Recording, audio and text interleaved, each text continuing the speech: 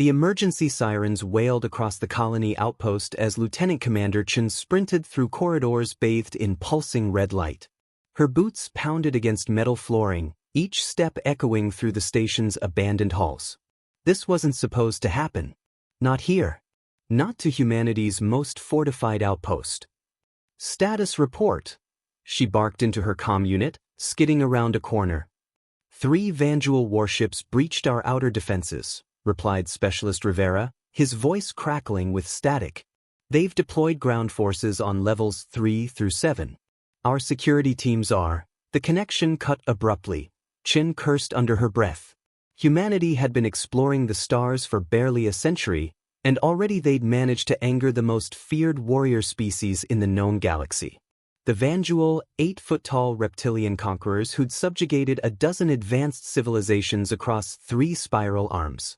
Species that had been spacefaring for millennia before humans had even invented the wheel, and yet, here they were, hunting humans with particular ferocity. The blast doors to the command center hissed open as Chen approached. Inside, organized chaos reigned as the remaining officers coordinated their desperate defense. "Commander on deck," someone shouted, though few had time to acknowledge her arrival. Admiral Okonkwo stood hunched over the holographic display, his weathered face illuminated by the glow of tactical readouts. "Chen, we're running out of options." "Sir, what do they want?" Chen asked, joining him at the display. The hologram showed the station, surrounded by the imposing silhouettes of Vanduul dreadnoughts. "Same thing they always want." Okonkwo's voice was grim. "To prove their superiority. To hunt. To conquer." He manipulated the display, zooming in on the station's central core. "But they made a mistake coming here." Chen studied the display. "Sir?" The Admiral straightened, wincing slightly from an old injury. "The Vanduul have conquered species with technology thousands of years more advanced than ours. They've broken civilizations that communicated through telepathy, breathed methane, lived in gas giants. But they've never faced humans before." A distant explosion rocked the station, causing dust to drift down from overhead panels. "We've activated Protocol Lazarus," Okonkwo continued. "It's time the galaxy learned what makes humanity different." Chen felt her blood run cold. Protocol Lazarus was theoretical, a last resort strategy developed using research that skirted the boundaries of ethical science. "Admiral, that protocol was never approved for deployment. The risks of extinction are greater." Okonkwo cut her off. "The Council has given authorization. You have your orders, Commander." Before Chen could respond, the station's AI announced with artificial calm, "Warning, hull breach detected on level 5. Containment failing." Okonkwo handed Chen a data crystal. "Everything you need is here. Get to the research wing, activate the protocol, and then get your team to the escape shuttles." Chen clutched the crystal. "What about you, sir?" A rare smile crossed Okonkwo's face. "Someone needs to give you time." The command center doors burst open as a security team rushed in, plasma rifles at the ready. Behind them came the unmistakable sounds of combat, energy weapons discharging, metal being torn apart, and the guttural war cries of the Vanduul. "Go now," Okonkwo ordered, drawing his sidearm. Chen hesitated only a moment before racing toward the auxiliary exit with the data crystal tight in her grip. The fate of not just the station, but possibly all of humanity rested on what happened next. The research wing was eerily quiet compared to the chaos elsewhere. Dr. Patel, the lead xenobiologist, was waiting alongside a small team of scientists, their faces pale but determined. "Commander Chen," Patel greeted her. "We've prepared everything as ordered." The laboratory's central chamber housed a cylindrical device that hummed with barely contained energy. Around it, complex equipment monitored quantum fields that Chen couldn't begin to understand. "Will it work?" Chen asked, handing over the crystal. Patel inserted the crystal into a specialized port. "In theories, the Vanduul might be physically stronger, technologically superior, and evolutionarily adapted for warfare, but they've never encountered a species like ours." "What makes us so special?" asked one of the younger scientists, Voicing the question on everyone's mind, Patel's fingers flew across the control panel as the device powered up. Every species in the galaxy evolved to fit their environment. The Vanduul evolved for dominance. But humans? We evolved to adapt. We've survived ice ages, meteors, plagues, and our own self-destructive tendencies. We don't just survive, we thrive on adversity. The station shuddered again. Closer this time. Protocol Lazarus isn't a weapon, Patel continued. It's a signal. A broadcast to every human colony across explored space, activating contingency plans we've had in place since first contact. The device began to spin, generating a field of energy that distorted the air around it. The Vanduul think they're hunting us, Patel said with grim satisfaction. They're about to discover they've been luring us instead. A proximity alarm blared as the laboratory doors began to spark, something massive trying to force its way through from the other side. It's ready, Patel announced. On your command, Commander. Chen looked at the frightened but resolute faces around her, at the sparking door, and finally at the humming device that might be humanity's last hope. Activate Protocol Lazarus, she ordered. Theus Patel's hand came down on the final control. The laboratory doors burst open. Time seemed to slow as the laboratory doors gave way. Chen's hand instinctively moved to her sidearm, though she knew it would be useless against what was coming. The Vanduul warrior that burst through towered over them, its scaled skin gleaming under the emergency lights, amber eyes scanning the room with predatory intelligence. But the creature froze, its attention captured by the pulsing energy field emanating from Protocol Lazarus. The device's hum had changed to a deep, resonant frequency that Chen could feel in her bones. Get to the evacuation point, Chen ordered the scientists, her voice low and steady despite the adrenaline coursing through her veins. I'll hold it off. Commander, Dr. Patel began to protest. That's an order, Chen said firmly, positioning herself between the team and the Vanduul. The protocol is active. Your work is done. Now go. The scientists hesitated only briefly before filing through the auxiliary exit. All except Dr. Patel, who lingered by the control panel. The protocol needs 30 more seconds to fully stabilize, she explained, fingers still working the controls.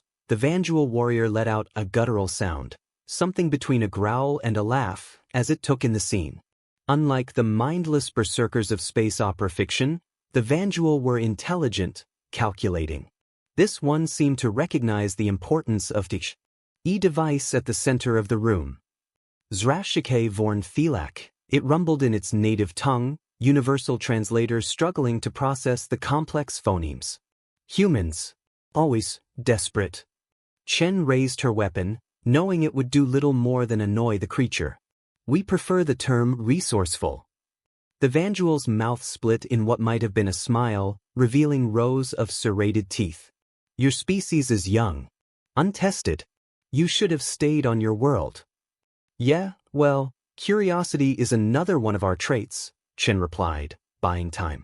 The protocol's energy field was expanding, the data crystal at its core now glowing with an intense blue light. The warrior took a step forward, its massive frame making the laboratory feel suddenly claustrophobic. Curiosity. We have studied your history. You explore. You discover. Then you destroy. Another step. Not so different from us. We're nothing like you, Chen spat, finger tightening on the trigger. No. The Vanduul tilted its head. Your own planet bears the scars of your curiosity. Your wars. Your greed. 20 seconds, Patel whispered from behind the console. The warrior's gaze shifted to the scientist, then back to Chen. We respect strength, human. Your kind fights well, for primitives. But this. It gestured toward the Protocol Lazarus device. This desperation will not save you. Chen couldn't help but smile. You still don't get it, do you? Why study our history if you didn't learn the most important lesson? The Vanduul paused, its predatory eyes narrowing. We've been at the brink before, Chen continued. Ice ages. Plagues. World wars. Every time, someone said we were finished. Every time they were wrong. The warrior's posture shifted subtly, a flicker of something, uncertainty, crossing its alien features. 10 seconds, Patel announced. This isn't desperation, Chin said, her voice growing stronger. This is what we do. We adapt. We overcome. We survive. The Vanduul lunged forward with shocking speed, but Chen was ready. She fired 3 rapid shots, not at the warrior but at the ceiling above it. Debris rained down, momentarily disorienting the creature. Protocol stable, Patel shouted as the device reached full power. The energy field pulsed once, twice, then expanded outward in a silent wave that passed through everything, walls, equipment, people. Chen felt it like a shiver across her skin. The Vanduul warrior staggered, shaking its massive head as if to clear it. Then its comm unit erupted with frantic chatter in its native language. What did you do? The creature demanded, its earlier confidence giving way to confusion. The station's AI interrupted. Attention all personnel. Protocol Lazarus successfully deployed. Transmission complete. Defense network activating. Outside the laboratory viewport, Chen could see the Vanduul warships still surrounding the station. But something was happening to them. Points of light appeared on their hulls, small at first, then spreading like a contagion across their sleek surfaces. To understand humans, Chen said, backing toward the exit where Patel waited, you would have had to be one. The warrior's comm unit continued to broadcast what was unmistakably panic. Through the viewport, one of the Vanduul ships suddenly listed to the side, power fluctuations visible across its hull. My ancestors survived an ice age with nothing but animal skins and fire, Chin continued, the confidence in her voice growing with each word. They crossed oceans in wooden boats guided by stars. They lived through plagues that killed millions. They endured global wars and nuclear standoffs. Another Vanduul ship's engines flared brilliantly before going dark, the massive vessel now drifting. What is happening? The warrior demanded, its composure finally cracking. Admiral Okonkwo's voice came through the station's comm system, strained but triumphant. Protocol Lazarus successful. All personnel proceed to evacuation points. Phase 2 initiating. Chen's gaze locked with the Vanduuls. You should have studied our history more carefully, she said simply. Humanity doesn't just face extinction-level threats. We learn from them. Behind her, Dr. Patel opened the emergency exit. Commander, we need to go. Now. The evacuation shuttle bay was chaos when Chin and Patel arrived. Station personnel rushed to board the remaining vessels as the occasional tremor shook the structure. Through the massive bay windows, the disabled Vanduul ships drifted like dead leviathans against the backdrop of stars, internal explosions occasionally illuminating their hulls. Commander Chin. A voice called out over the commotion. Lieutenant Walsh pushed through the crowd, his face streaked with soot and blood. Admiral Okonkwo ordered me to wait for you. We've got the last shuttle prepped and ready. Chen nodded, following Walsh toward the shuttle while keeping Patel close. Status report? Protocol Lazarus worked better than anyone predicted, Walsh replied, his voice a mixture of awe and disbelief. The transmission reached every human outpost and colony in the sector. But that's not all, he hesitated. Spit it out, Lieutenant. The Vanduul ships, we didn't just disable them. Somehow, the protocol accessed their systems. Turned their own tech against them. Walsh lowered his voice. It's like their ships are being reprogrammed. Chin exchanged a look with Patel, whose expression revealed nothing. And the Admiral? Walsh's face fell. He held the command center as long as he could. Gave us time to evacuate most of the civilian personnel. He didn't make it. Chen absorbed this with a tight nod, allowing herself only a moment of grief.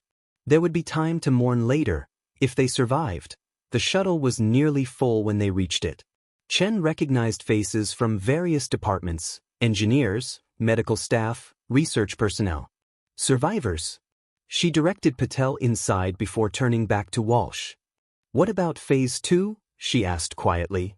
Already underway, Walsh replied, consulting his data pad. The nearest defense fleet was mobilized the moment Protocol Lazarus activated. ETA 20 minutes. But He hesitated again. But what? We're picking up quantum signatures. A lot of them. More Vanduul ships inbound. A whole battle group. Chen felt her stomach drop. How many? At least 30 vessels.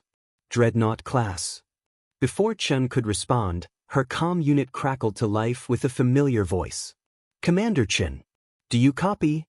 It was Admiral Okonkwo. Chen's eyes widened. Admiral? We thought you were. Reports of my death were somewhat exaggerated. Okonkwo cut in, his voice strained. Listen carefully. I've retreated to the station's core with what's left of Security Team Bravo.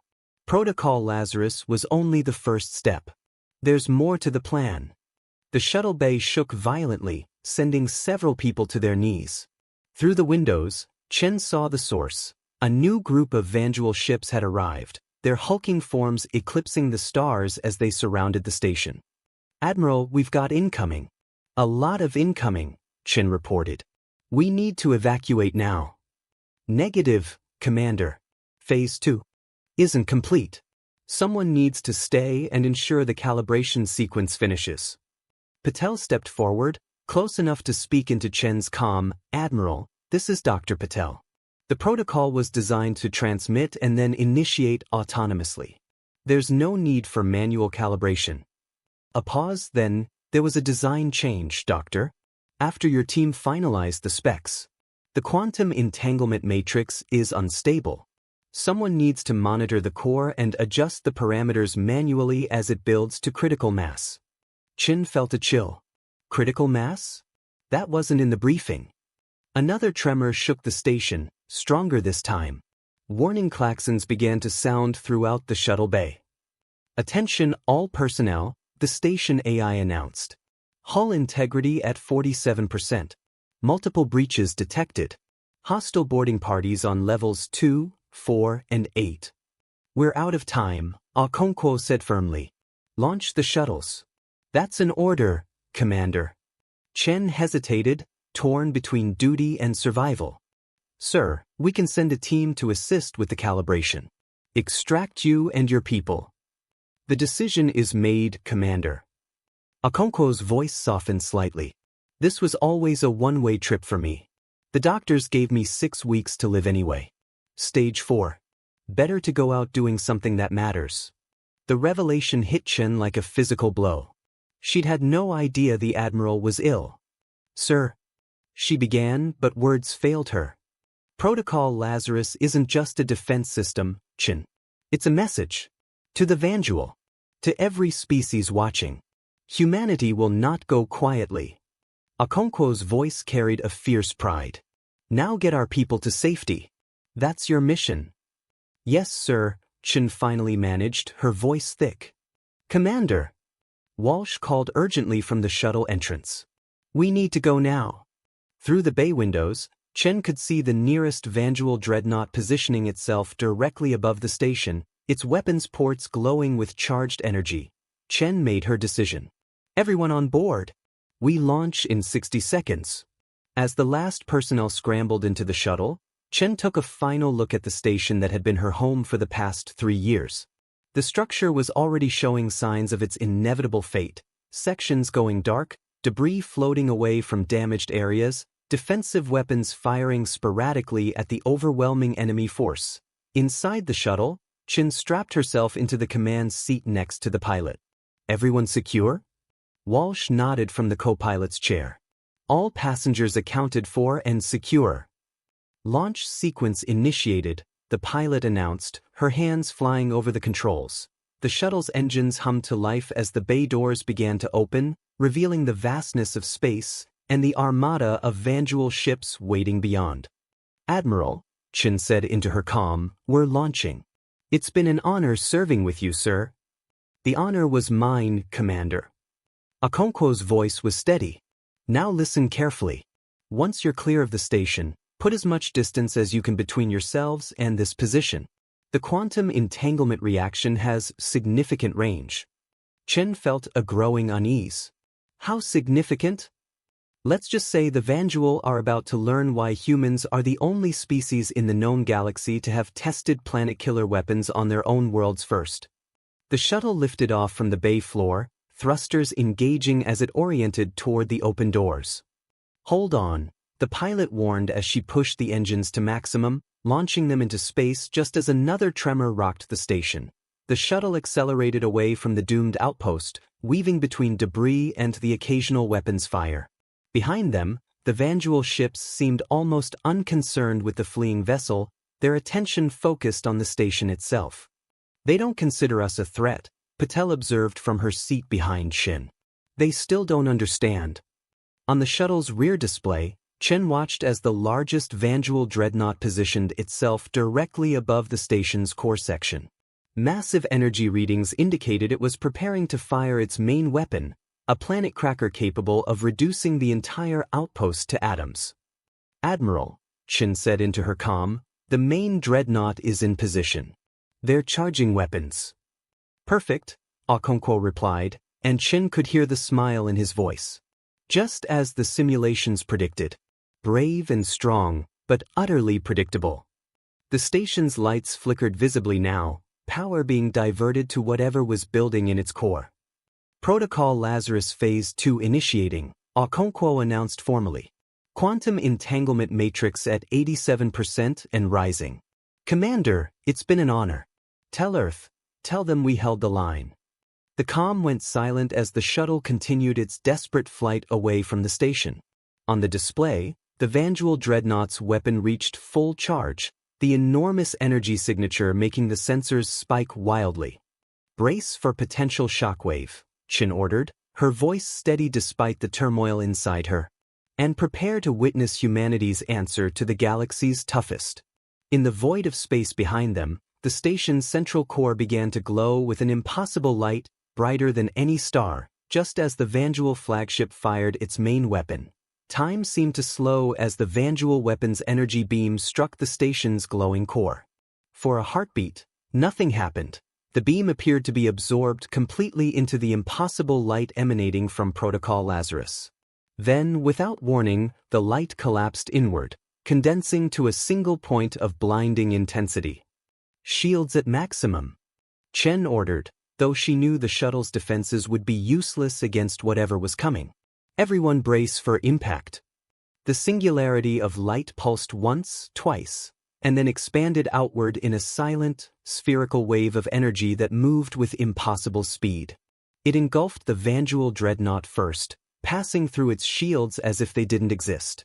The massive ship shuddered, its hull seemingly intact but its lights flickering wildly. "My God," Patel whispered from behind Shin. It worked. The energy sphere continued expanding, washing over the assembled Vanduul fleet. Ship after ship experienced the same effect. No explosions, no visible damage, just power fluctuations and sudden directionless drifting. Walsh stared at the sensor readings in disbelief. "What did we just do to them?" Before Chen could respond, the quantum wave reached their shuttle.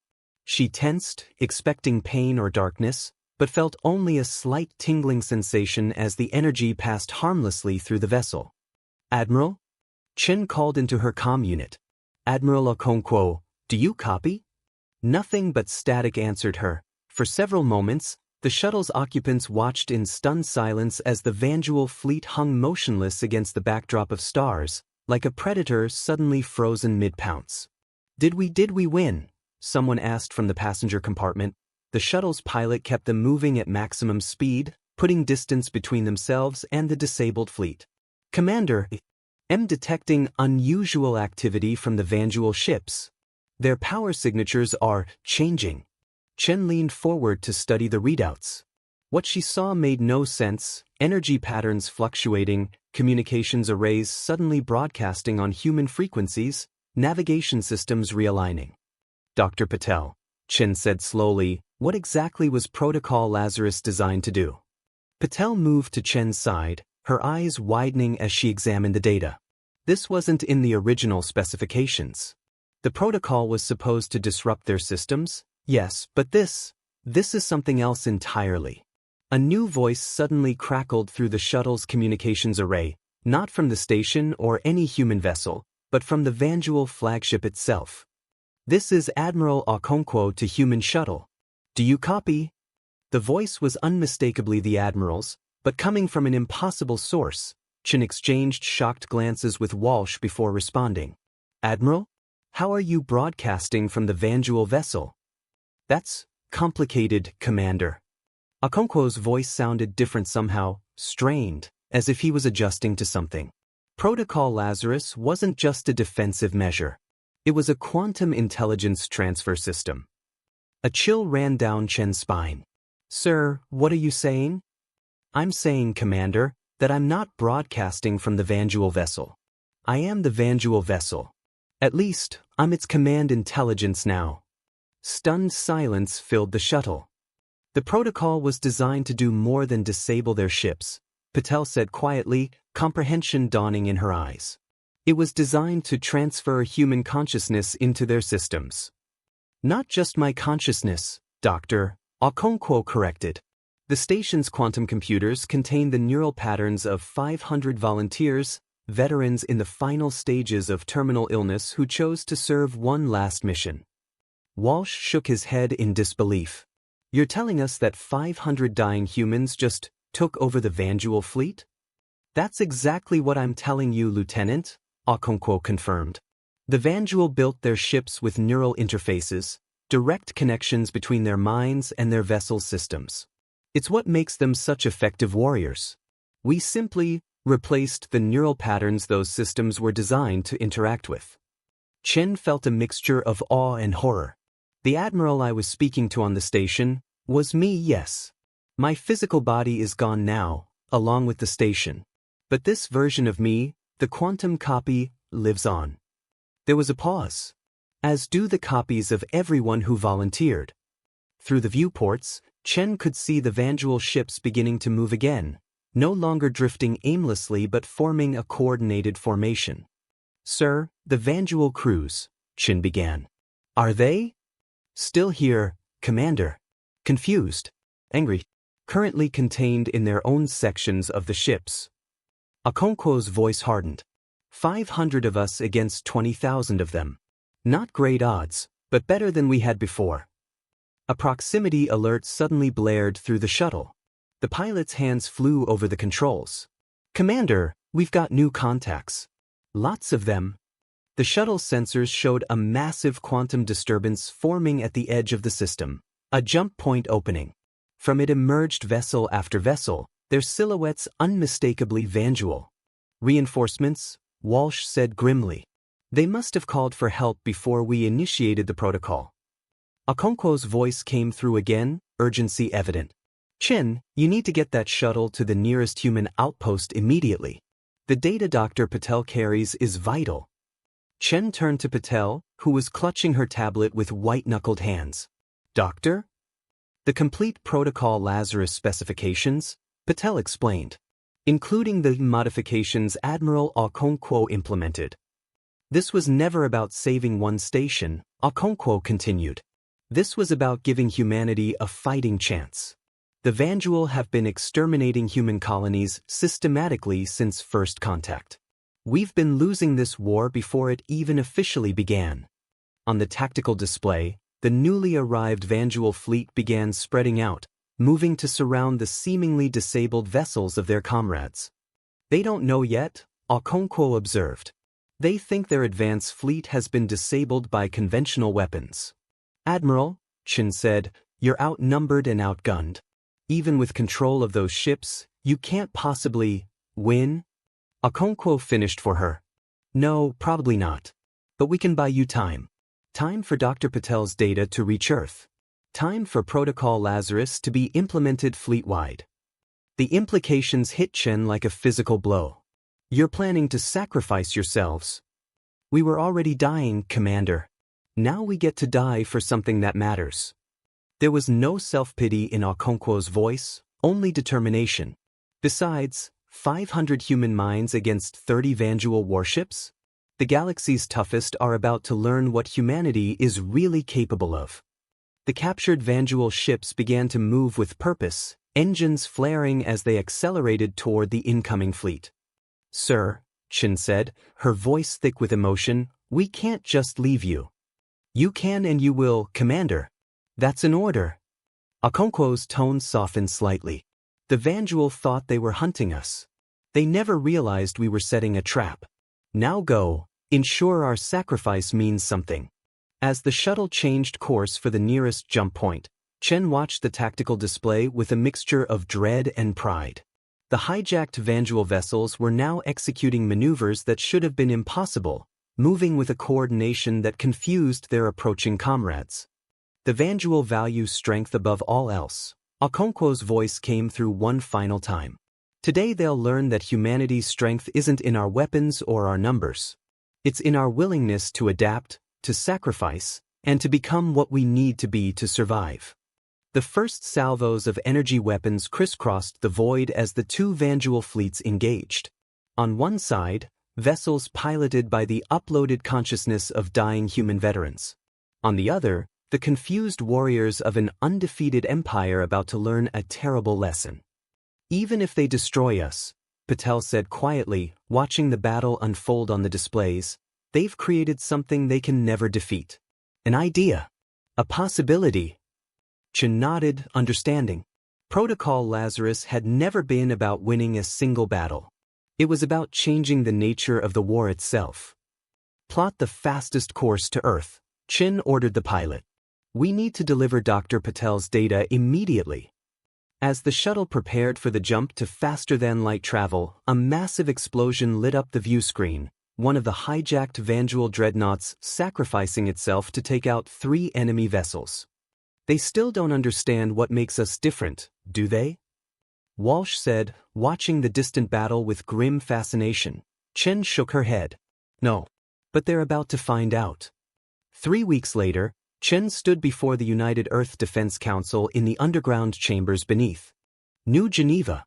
The cavernous room, designed to withstand orbital bombardment, was filled to capacity. Military officials, government leaders, and scientific advisors all gathered to hear her report on Protocol Lazarus.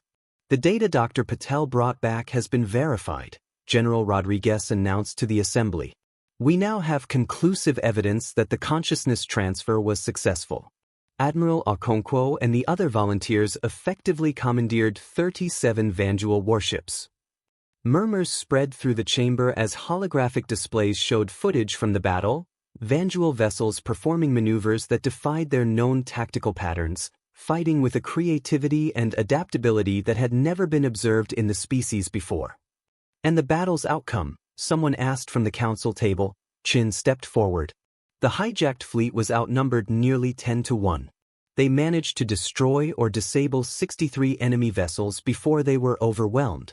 She paused, the memory of watching those final explosions still fresh in her mind.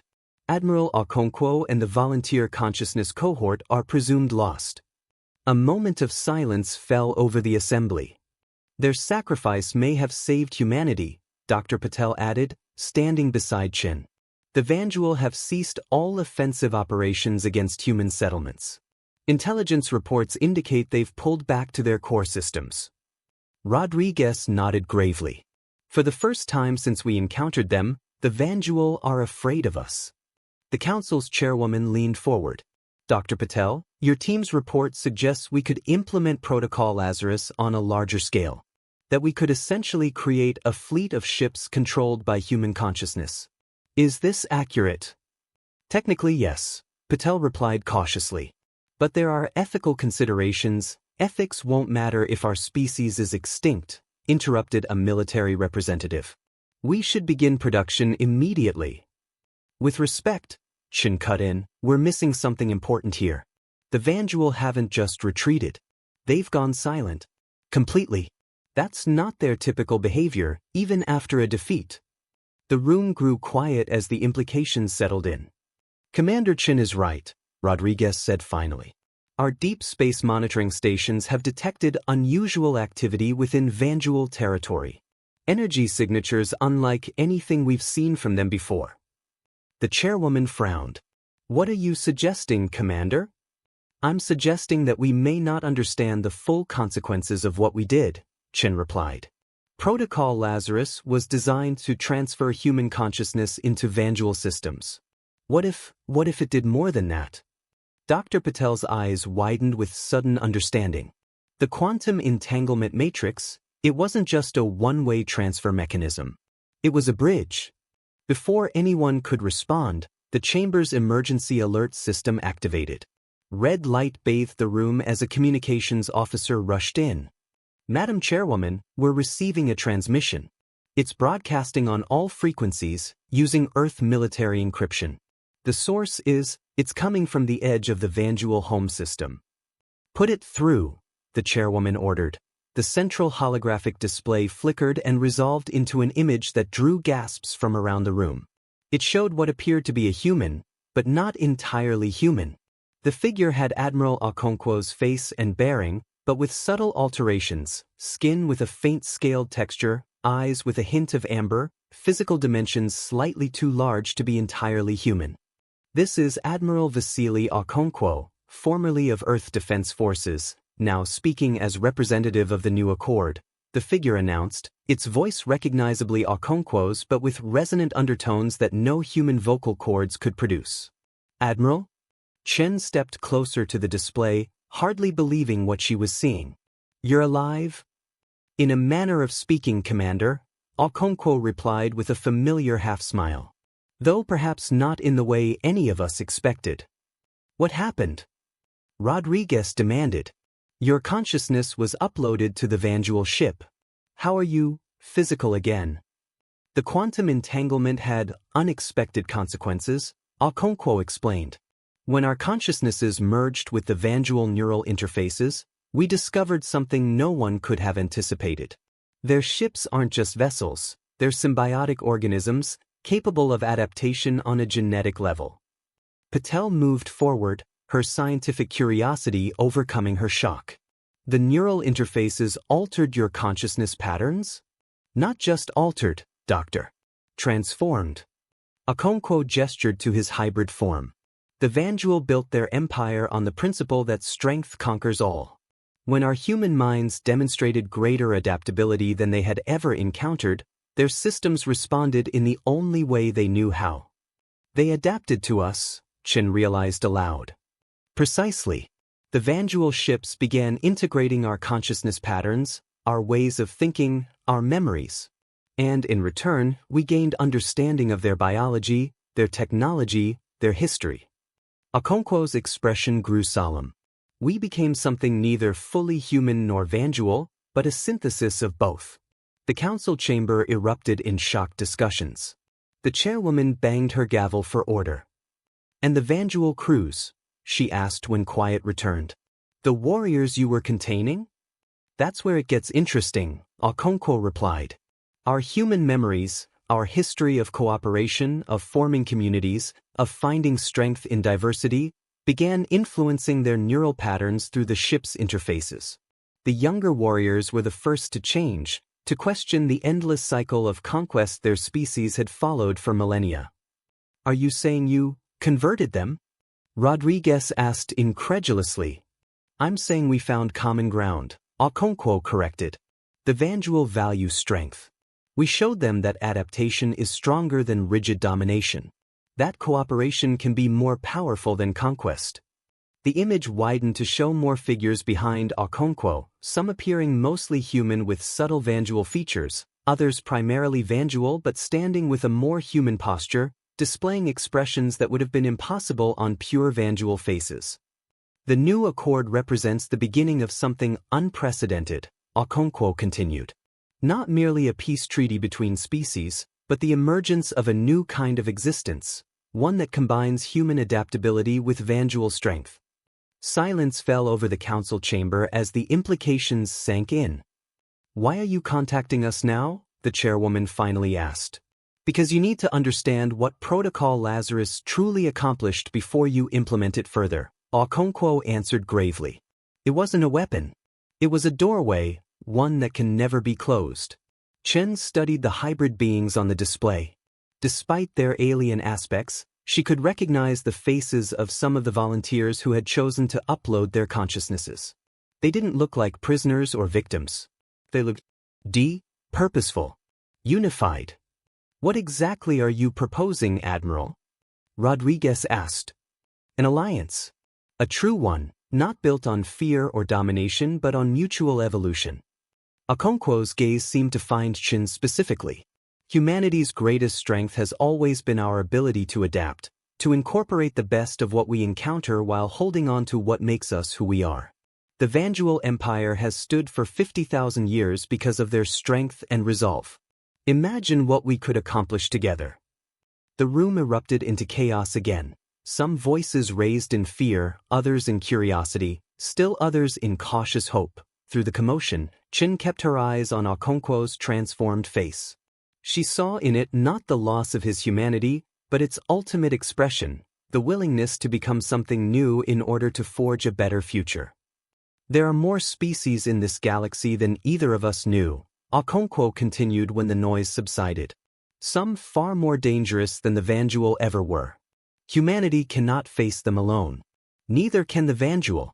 But together we might have a chance, Chin finished softly. The chairwoman stood, her expression unreadable.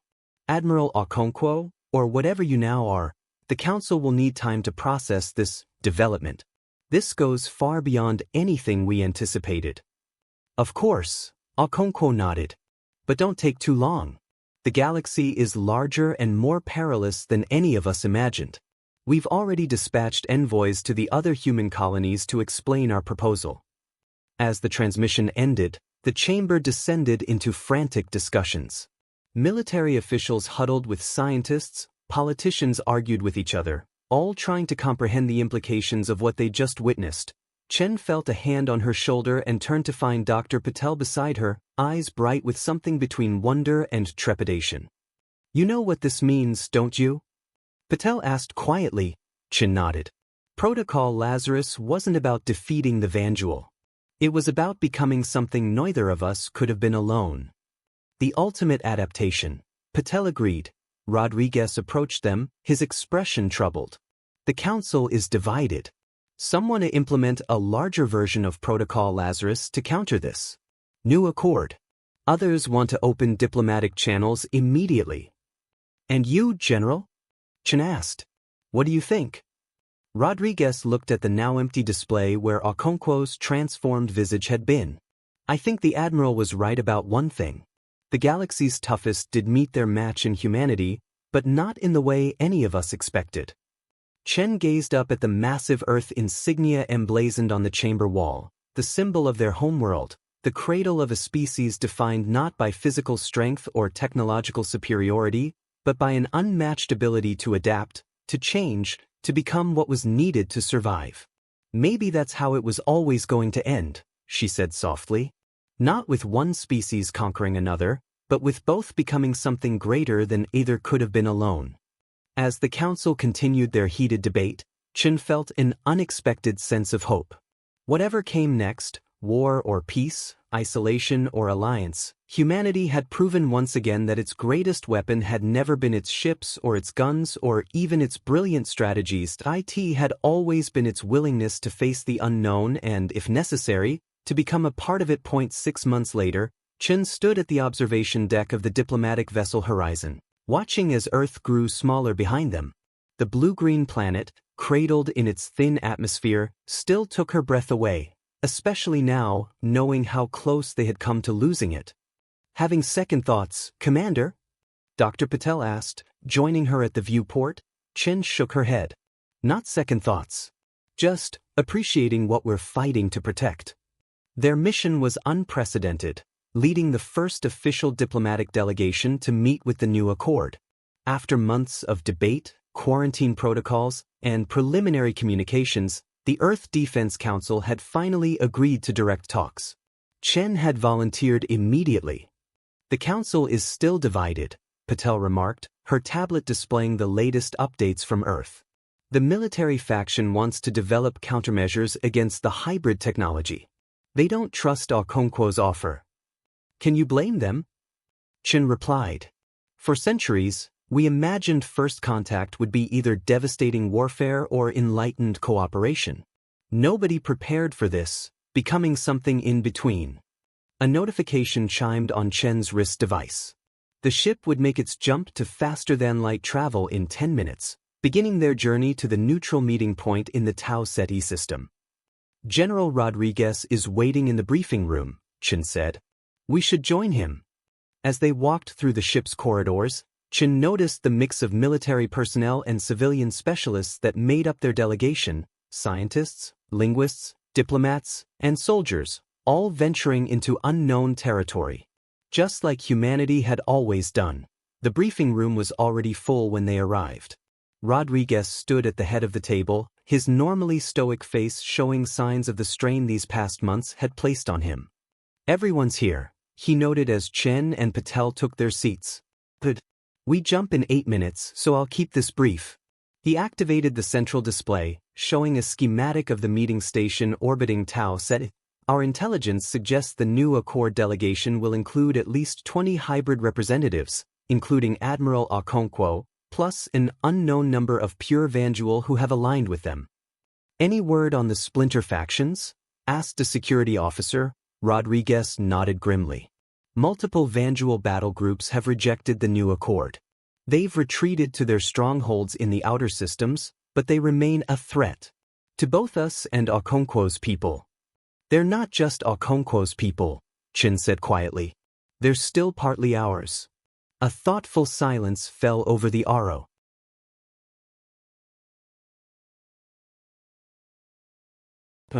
Which brings me to our primary directive, Rodriguez continued. Beyond establishing diplomatic relations, we're tasked with determining exactly what the new Accord is. Are they still human in any meaningful sense? Have they retained their loyalty to Earth? Or have they become something entirely separate, a new species with its own agenda? Patel leaned forward. From my analysis of the communication data, their thought patterns remain fundamentally human, just expanded. They seem to have gained Vanduul physical attributes and technological understanding while retaining human empathy, creativity, and social structures. The perfect blend of both species' strengths, Chen mused. Or a threat unlike anything we've faced, countered the security officer. The ship's AI announced the 1-minute warning for the FTL jump. Rodriguez concluded the briefing, and crew members secured themselves for the transition. As the familiar sensation of the jump washed over her, Chen found herself thinking about adaptation, how it had defined humanity's rise from cave-dwelling primates to star travelers. Their ability to change, to incorporate new ideas, to become what circumstances demanded had always been their greatest asset. Maybe this, the new Accord, the hybrids, the synthesis of two species, was simply the next step in that ancient pattern. The journey to Tau Ceti took 3 days. When they finally arrived, the diplomatic station came into view, a massive structure of unfamiliar design, clearly incorporating both human and Vanduul architectural elements. They've been busy, Rodriguez remarked as they approached.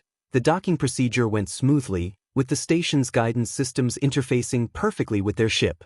As the delegation prepared to disembark, Chen found herself chosen to lead the first contact team, the first humans to step foot on this hybrid creation. Ready? Rodriguez asked as they assembled at the airlock. Chen nodded, adjusting her diplomatic uniform. As ready as anyone can be to meet the future. The airlock cycled, and the doors slid open to reveal a reception area where several figures waited. Some appeared mostly human with subtle Vanduul features, others predominantly Vanduul with human characteristics. At their center stood Okonkwo, or what Okonkwo had become. Commander Chen, he greeted her, his voice that same impossible blend of human warmth and Vanduul resonance.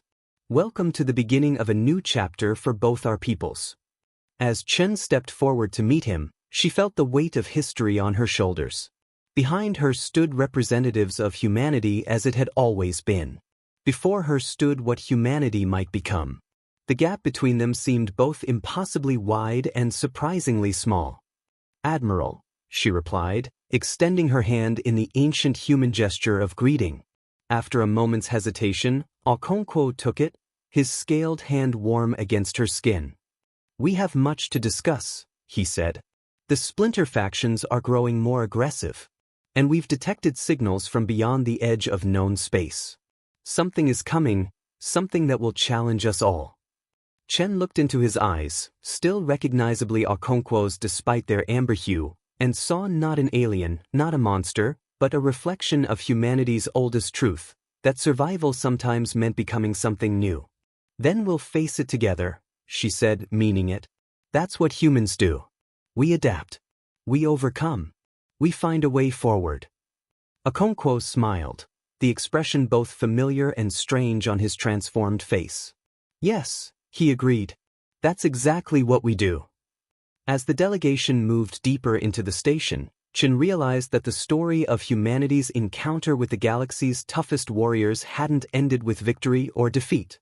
It had ended as all great human stories do, not with an ending at all, but with a new beginning, and perhaps that was the greatest strength humanity had ever possessed, the ability to write the next chapter, no matter what the universe threw their way.